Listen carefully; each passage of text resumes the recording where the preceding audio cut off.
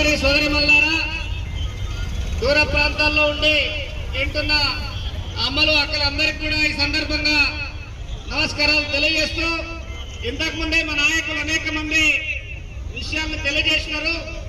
ఇప్పుడే జహంగీరన్న గారు చాలా విషయాల్ని మీ ముందు తెలియజేయడం జరిగింది.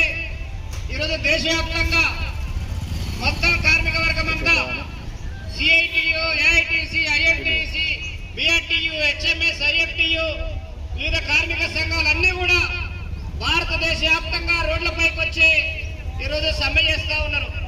చాలా మంది దూరంగా ఉండి వింటున్నారు, అయ్యో ఎందుకు వచ్చారు రోడ్ల మీదకి అని చెప్పి. కొంతమంది తెలిసిన వాళ్ళు అయ్యో ఇంత అన్యాయమా నరేంద్ర మోడీ అని చెప్పి ఆలోచిస్తా ఉన్నారు. ఇవాళ మేము వచ్చిన ఉద్దేశం ఒకటి, ఇక్కడ ప్రజల్ని కూడా ఆలోచించమంటా ఉన్నాం. ఇది కార్మికుల సమస్య కాదు, ఇది యావత్ భారతదేశ సమస్యగా ఉన్నది కాబట్టి ఈరోజు రోడ్లపైకి వచ్చినాం. ముఖ్యంగా లేబర్ కోడ్లు, ఈ లేబర్ కోడ్లలో నరేంద్ర మోడీ చెప్పింది ఏంటంటే, అంతకు ముందున్న 29 చట్టాలుండే కార్మికులకి, కార్మికులు యూనియన్ పెట్టుకునే హక్కుండే, సమ్మె చేసే హక్కుండే, సమస్య పైన పోరాడే హక్కుండే,